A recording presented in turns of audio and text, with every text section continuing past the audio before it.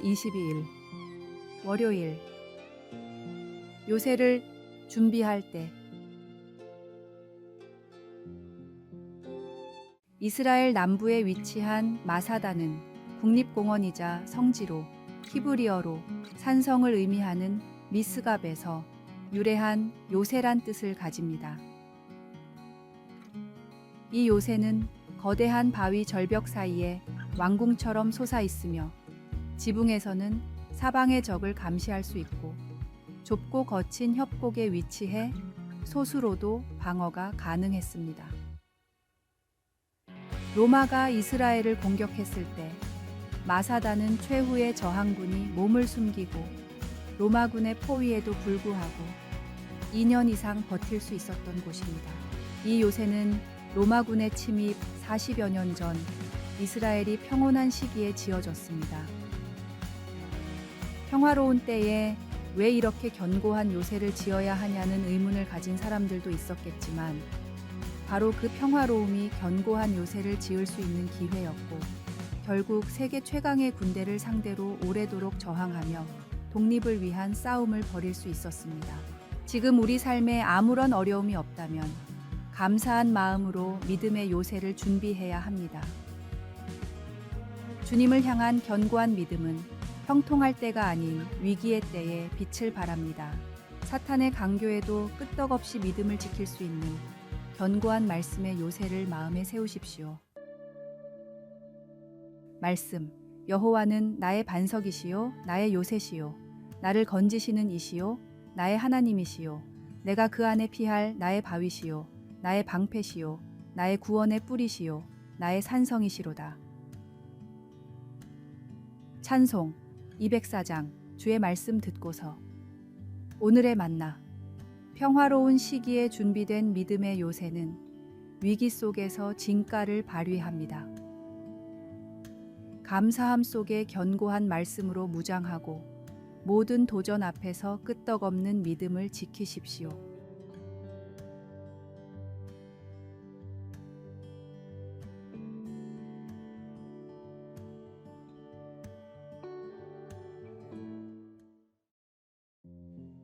(4월 23일) 화요일.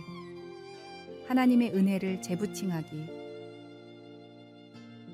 최근 수십 년 동안 영화 산업에서 재부팅이라는 현상이 점차 두드러지고 있습니다.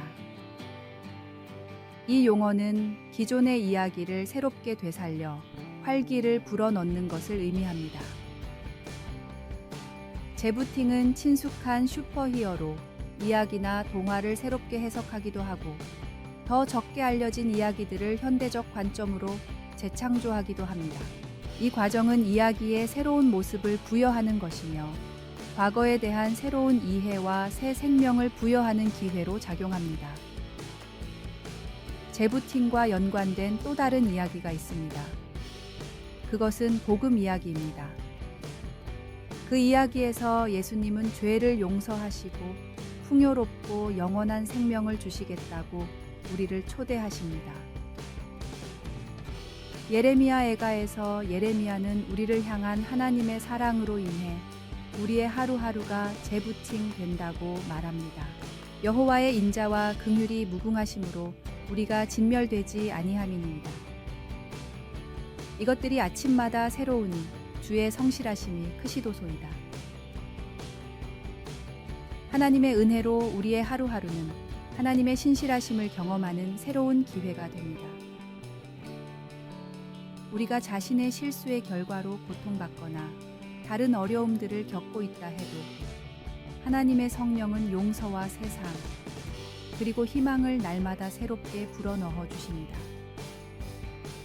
하루하루가 일종의 재부팅으로 위대한 감독이신 하나님의 인도하심을 따라 우리의 이야기가 그분의 더 큰 이야기 속으로 함께 엮어져 가는 기회가 됩니다. 말씀. 여호와의 인자와 긍휼이 무궁하심으로 우리가 진멸되지 아니함이니이다. 이것들이 아침마다 새로우니 주의 성실하심이 크시도소이다. 찬송 393장. 오 신실하신 주. 기도. 주님, 매일을 우리 삶의 새로운 시작을 선물로 주시며 당신의 긍휼과 신실함 속에서 우리가 새 희망과 용서를 발견할 수 있도록 인도해 주소서. 우리의 매 순간이 당신의 사랑으로 재부팅되어 당신의 위대한 이야기 속에 더 깊이 편입될 수 있게 하소서. 아멘.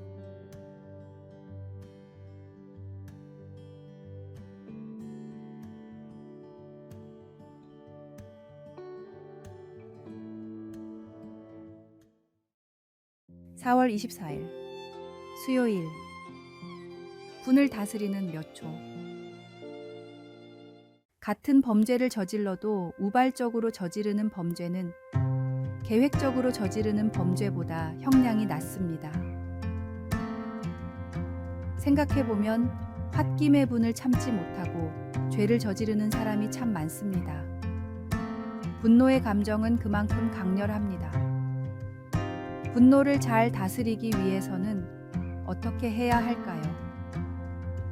일본의 분노관리협회는 아무리 화가 나더라도 6초만 참으라고 권고하고 있습니다. 분노는 뇌의 전두엽에서 촉발되는 감정인데 보통 화가 났구나라고 느끼는데 6초가 걸리기 때문입니다. 6초가 지나면 이성이 작동하면서 화가 난 이유와 합리적인 해결책이 떠오른다고 합니다. 서울 백병원 분노관리센터에서는 15초를 기다리라고 권고했습니다. 분노의 감정을 느끼고 사그라들기까지 평균적으로 걸리는 시간입니다. 분노 때문에 한 번의 기분 나쁜 일을 겪으면 15번의 좋은 일을 겪어야 상쇄될 정도로 분노의 영향은 오래 갑니다. 되도록 자기 자신에게도 다른 사람에게도 화가 날 일은 하지 않는 것이 가장 좋을 것입니다. 성경은 마음에 품은 분을 하루가 넘게 갖고 있지 말라고 가르치고 있습니다. 마음속에 차오르는 분노는 어쩔 수 없지만 주님이 주신 지혜로 그 분노를 지혜롭게 관리할 수는 있습니다. 분을 지혜롭게 다스리는 사람, 더 나아가 분을 품을 일을 만들지 않는 현명한 사람이 되게 해달라고 주님께 간구하십시오. 말씀. 분을 내어도 죄를 짓지 말며 해가 지도록 분을 품지 말고. 찬송 66장. 다 감사드리세. 오늘의 만나. 모든 일을 주관하시는 주님을 생각하며 모든 일에 감사하며 살게 하소서. 순간의 초를 다스려 생활에 적용해 봅시다.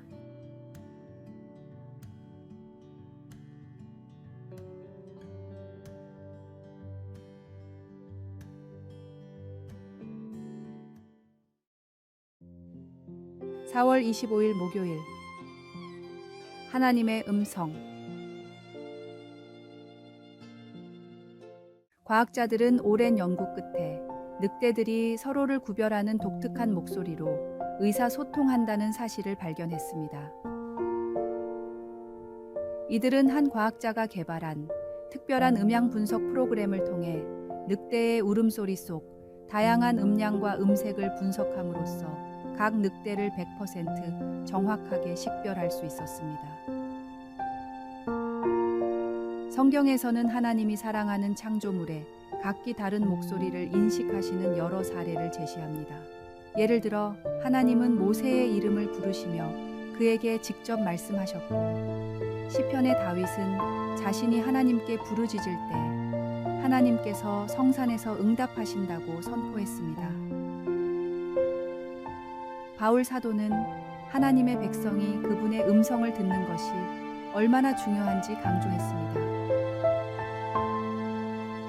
에베소 교회의 장로들과 이별하며 바울은 성령의 강권에 따라 예루살렘으로 가겠다고 결심했고, 거짓 선생들이 교회 안에서 나타날 것을 경고하며 장로들에게 하나님의 진리를 깨어 분별하도록 당부했습니다.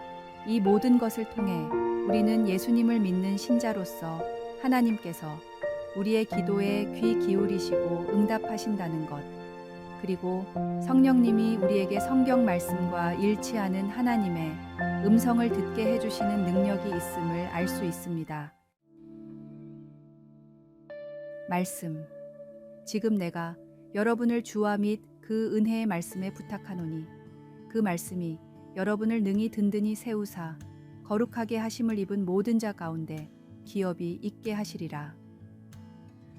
찬송 195장. 성령이여 우리 찬송 부를 때. 기도. 하나님, 세상의 잡음이 저로 하여금 하나님으로부터 멀어지도록 위협할 때 하나님의 목소리를 알아듣고 순종할 수 있도록 도와주소서. 아멘.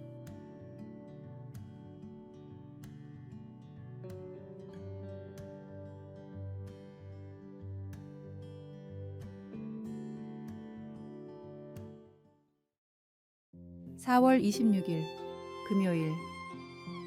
진짜 건강의 비결. 토끼 효과라는 학설이 있습니다. 미국 조지아 공과대학교의 네렘 교수는 토끼들에게 고지방 사료를 먹이면서 콜레스테롤 수치를 측정하는 연구를 하고 있었습니다. 그런데 일부 토끼들의 혈관이 매우 건강했습니다. 토끼들은 실험실에 갇혀 운동도 할 수 없었고 모두 같은 양의 사료를 먹고 있었습니다. 때문에 과학적으로는 혈관이 건강할 수 없는 상태였습니다. 실험에 문제가 있다고 판단해 면밀하게 과정을 검토하던 네렘 교수는 놀라운 사실을 발견했습니다. 고지방 사료를 먹으면서도 혈관이 건강한 토끼들은 연구원들이 이름을 붙여 소중히 돌본 토끼들이었습니다. 같은 환경, 같은 사료였음에도 사람과 관계를 맺은 토끼들은 매우 건강했습니다. 네렘 교수는 아마 사람에게도 이와 비슷한 상호작용이 존재할 것이라고 예측했습니다. 추후 진행된 연구에서 75세 이상 노인의 가장 큰 사망 원인은 대인관계의 부재로 밝혀졌습니다. 토끼처럼 사람도 다른 사람과 건강한 관계를 맺지 않고서는 건강하게 살아갈 수 없었습니다. 하나님은 사람을 혼자서 살 수 없게 창조하셨습니다. 하나님을 만나는 것이 가장 중요한 일이지만 주님 안에서 형제 자매들과의 경건한 교제도 하나님이 기뻐 받으시는 예배입니다. 하나님이 허락하신 관계 안에서 아름다운 교제를 나누십시오. 말씀. 그것은 얻는 자에게 생명이 되며 그의 온 육체의 건강이 됨이니라. 찬송 221장. 주 믿는 형제들. 오늘의 만나. 주님, 주변의 모든 사람과 좋은 관계를 맺게 하소서. 따뜻한 말과 행동으로 상대방을 배려하는 삶을 삽시다.